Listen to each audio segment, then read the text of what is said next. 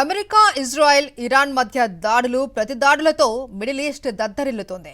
యుద్ధంలో మరో కీలక కమాండర్ను కోల్పోయిన Tehran, Iran revolutionary guards IRGC intelligence chief Majid Khamedi వైమానిక దాడుల్లో మృతి చెందారు.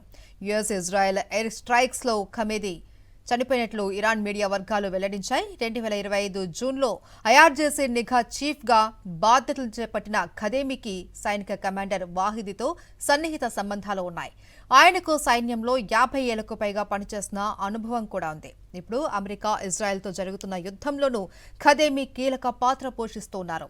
ఈ క్రమంలోనే సంయుక్త బలగాల దాడుల్లో చనిపోయారు.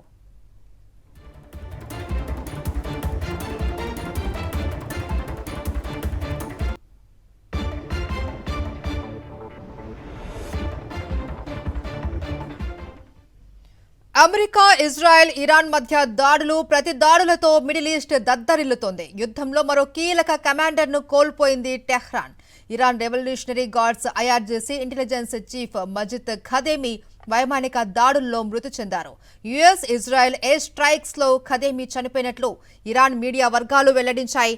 2025 జూన్లో ఐఆర్జీసీ నిఘా చీఫ్గా బాధ్యతలు చేపట్టిన ఖదేమీకి సైనిక కమాండర్ వాహిదీతో సన్నిహిత సంబంధాలు ఉన్నాయి. ఆయనకు సైన్యంలో 50 ఏళ్లకు పైగా పనిచేసిన అనుభవం కూడా ఉంది. ఇప్పుడు అమెరికా, ఇజ్రాయెల్తో జరుగుతున్న యుద్ధంలోనూ ఖదేమీ కీలక పాత్ర పోషిస్తూ ఉన్నారు. ఈ క్రమంలోనే సంయుక్త బలగాల దాడుల్లో చనిపోయారు ఖదేమీ.